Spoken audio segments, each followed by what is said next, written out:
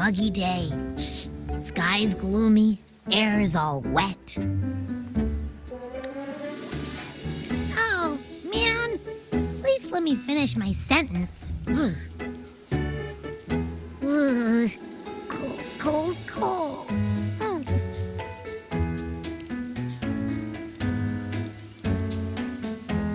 All right.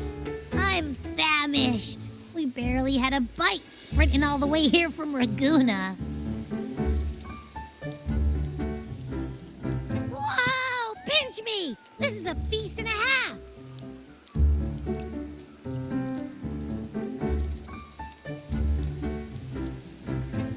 Hey, Rover. So, we did bring enough money, right? I mean, we kind of rushed out without grabbing anything. Oh, that. Don't worry, money's not an issue. Augusta made sure we're covered. All our food and lodging here in Septimon is built straight to the F4's palace. But I think the owner might have overdone it a little. Ha! Better get used to it. You're the champ of the Great Aegon. And you know me. If food's on offer, I'll be a scoffer. Yeah, no leftovers, guaranteed.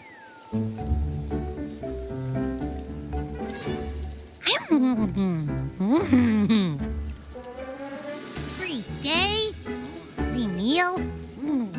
The Zephyr really knows how to treat guests. Maybe we should, hang around a bit longer.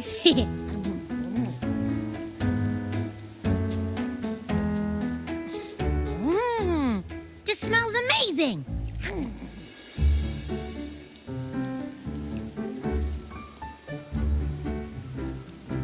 Abby, what do you think Imperator wants me to find?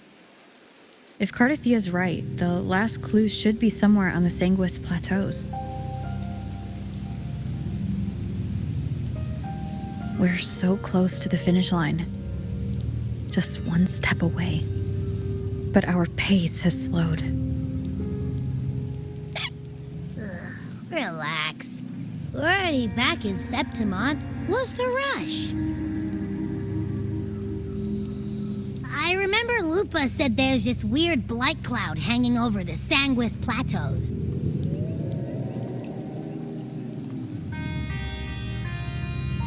And when the high tide, or whatever, rolls around, all the gladiators go there to hunt tacit discords.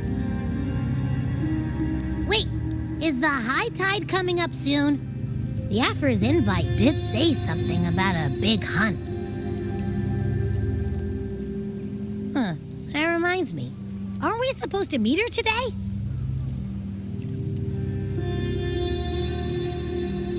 A messenger came this morning. Augusta is dealing with an emergency, so our meeting's postponed. Looks like it'll be a while. An unexpected change. It's throwing everything off course. I don't like the feel of it. And why me for this hunt? If it's about the Great Aegon, the messenger said none of the other gladiators were invited.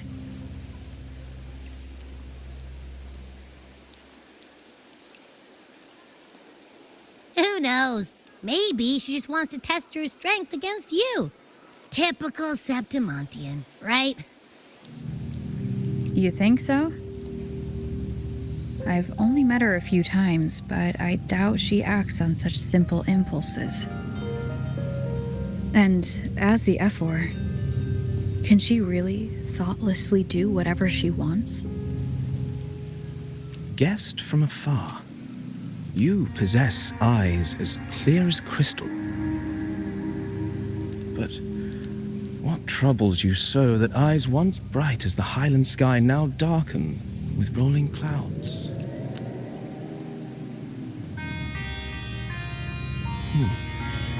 A warrior who walks the blade's edge does not falter over trifles. The clouds, if I may guess, are cast from the throne. At the peak of Capitolini Hill, beneath the pale walls of the Ephes Palace, secrets lie buried. And the most intricate among them are those born from the pursuit of power. Even one as honorable as the Epher must learn when to be ruthless. In Septimont, a city forged in iron and blood, anyone who seeks the throne without knowing the cost is no better than a lamb marching to the butcher's knife.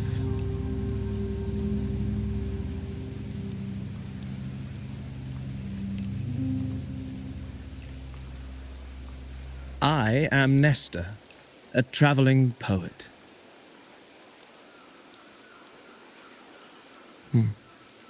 The rains in Septimont never seem eager to leave this season. So then,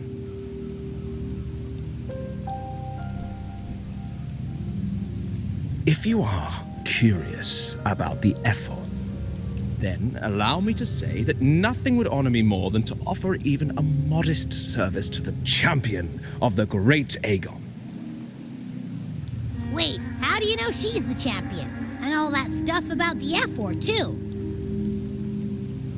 Oh, your eyes. Were we talking too loud? To see and to hear are but two of the many ways to perceive. Trusting the senses is a habit, a natural expedience, but not the only option. Truth be told, I've been gathering inspiration for my next epic, and its protagonist is none other than Augusta, the Epher of Septimont. That's why I speak of her with some familiarity. I have a feeling your tale with her will soon be written. And knowing more about those who walk alongside you is rarely without its benefits.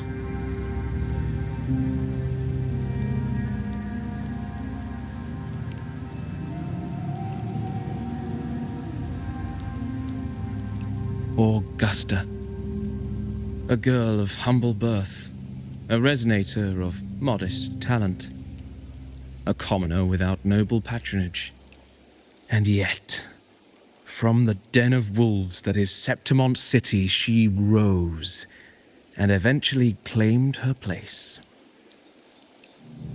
Just like the burning sun was once a cloud of dust.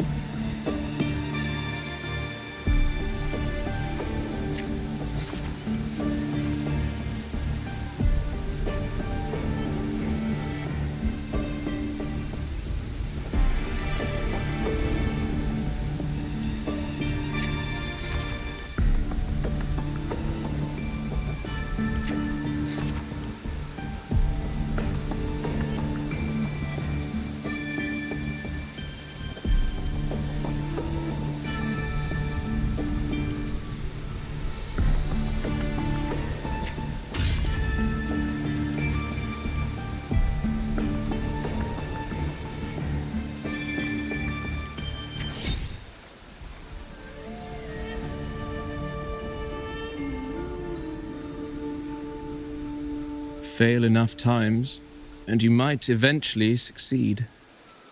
Should we call it resilience? Or mist? Or perhaps, for a girl who has lost everything, there was never a second option.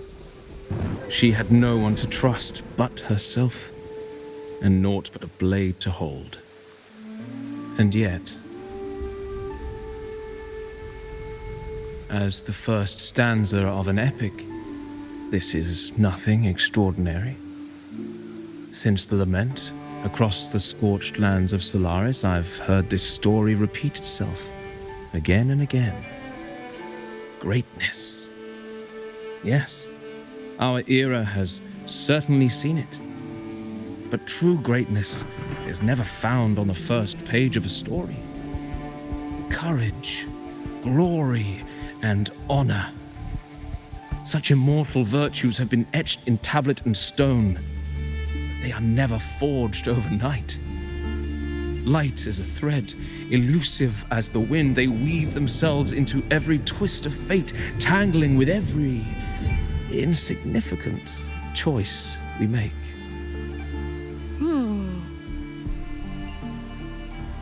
I don't know. It's just unbelievable.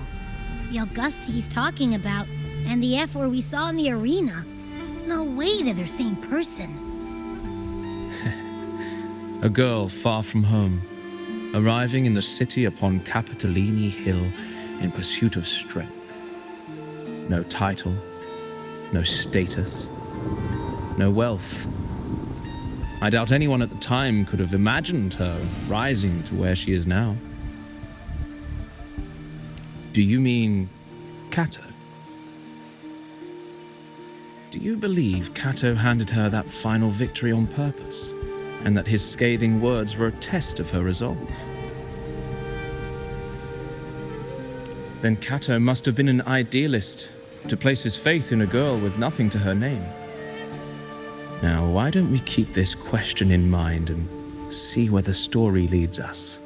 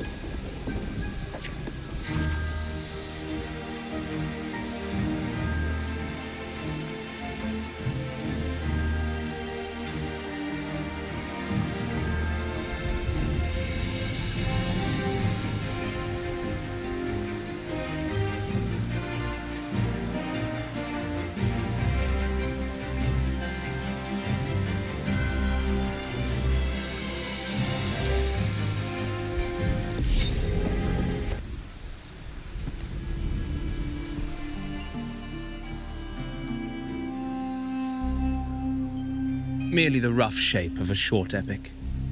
This is all I can offer about the F4.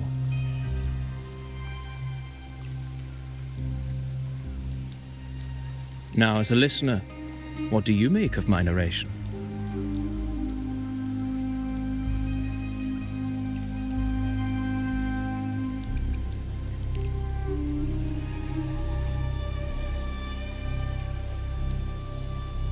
In this, you are right.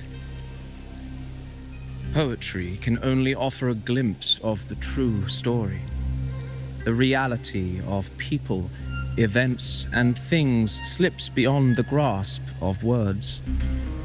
I do not belong in the pages of the epic, so I remain confined to the observer's gaze. I can imagine events and emotions unfold, but I cannot truly recreate them. Here's some advice for you, though I hesitate to call it such. If you want the truth of a story, step into it. Become part of it. The opportunity stands before you now. As I've said, the tale between you and Augusta, the hero of Septimont, is only now turning its next page.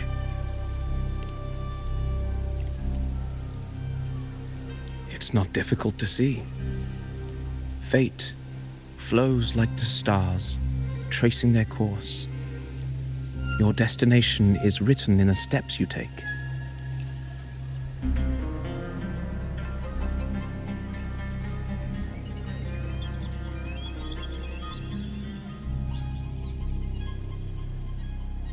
The rain is passing. I hear it ceasing its symphony upon the earth.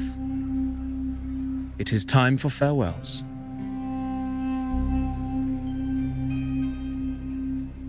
Before I leave, may I ask you one last question? What is it that has lifted Augusta to the seat of power? What is it that makes a ruler?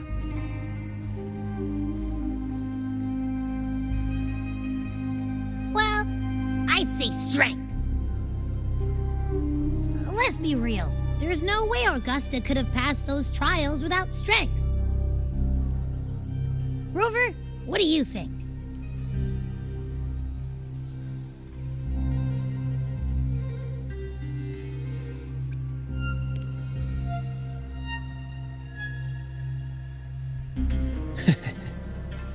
You needn't rush to answer now.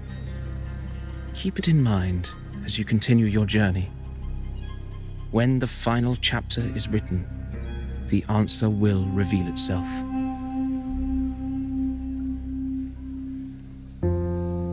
Farewell, my friend. Our paths crossed by fate and by chance. Soon, after this brief encounter, everything about me will be gone with the wind. But you, your epic continues.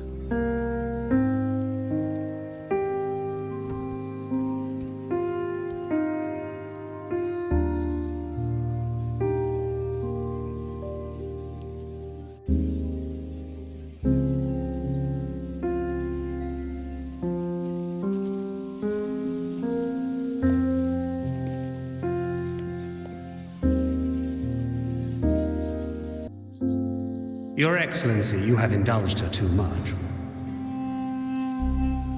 As the priestess, you know is far too unruly in both action and word. It's a disgrace to her title. Indeed. She entered the palace unannounced, uninvited, and with no decorum. A blatant affront to the authority of the palace. Same as always. Senators, all she crossed was a doorway. One too insignificant to carry the weight of our authority, or defend anyone's fragile pride. Let us not forget, it is not the walls of Capitolini Hill that command fear. It is my will, my sword, and our relentless conquest. I know your fear. You fear a priestess's voice drowning yours, and a rebel challenging the Senate's rules. But listen well. Power does not bow to sycophants, cowering behind their traditions. If you seek power, then step from the shadows. Face me, and prove yourself worthy.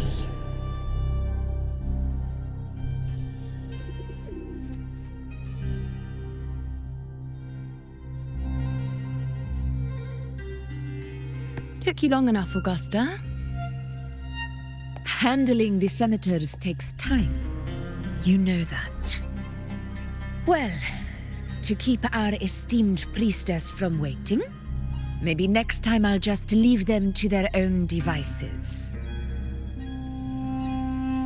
I'll make sure they record every detail of your feat and relay it word for word to Grandmother Lilibet.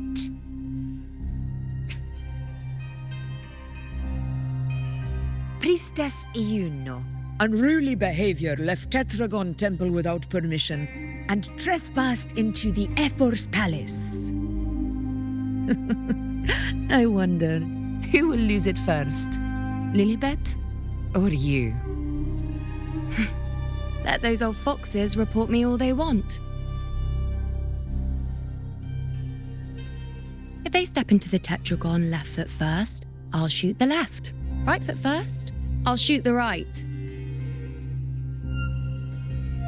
Hey, I'm with you on that one. The Senate should be reminded now and then that the Tetragon's kindness is not a reason to take Priestess Iuno lightly.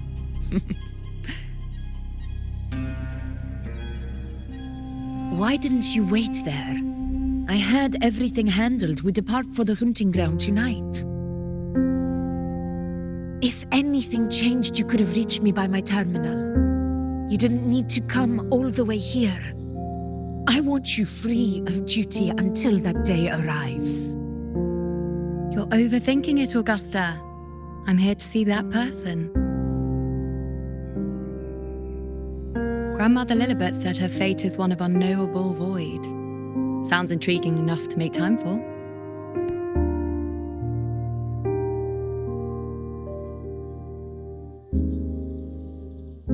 So that's it? Too bad. The ship from Laguna won't dock until tomorrow morning, and we'll be gone by then. Ugh, what a hassle. Patience, you know. The warrior has accepted the invitation. So, you'll have plenty of time to meet during the hunt.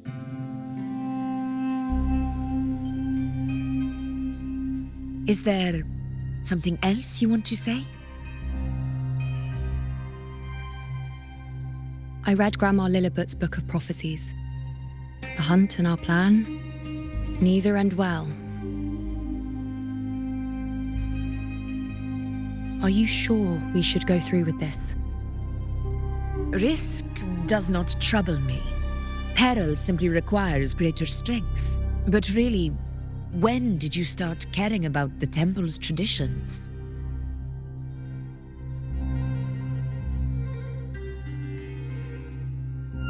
O ye faithless of Septimont, the divinity is enraged. Should your ruler defy their will again, doom shall be your fate.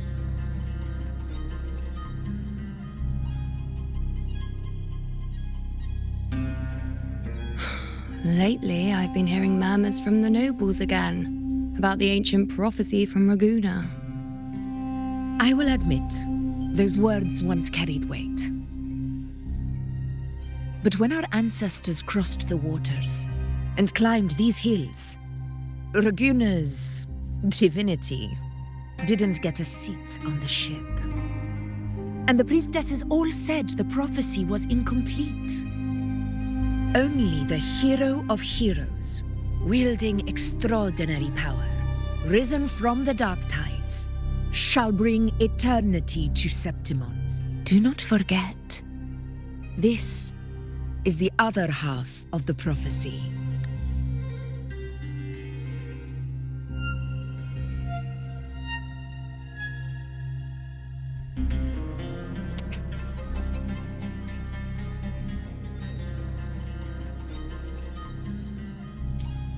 Fabius, Attilius, Valeria, one after another, these heroes have saved Septimont from the brink of ruin. As long as a hero stands, no disaster can break this eternal city. What if this time is different? What if ruin is our fate? Then I will sever that fate with my blade.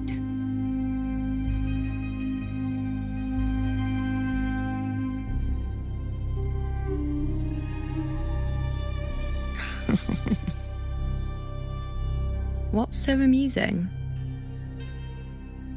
So, the fearless priestess Iuno can be frightened after all.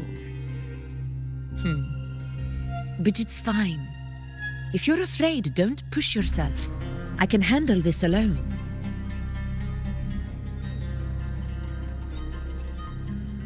Most revered priestess, wait for me in the temple. I shall return victorious. Frightened. Me? If anything, it's you, trying to shut me out and face it alone. Fine. Go ahead. You'll come back to me sooner or later. That I can't deny. I knew it. So you do need me for this hunt. Thank you. You know.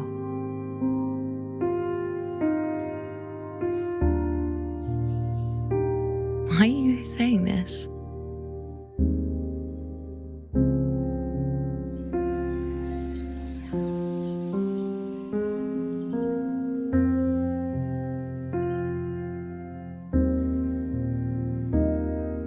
The storm is coming. Come, you know, my friend. The best way to greet a storm is to walk straight into it.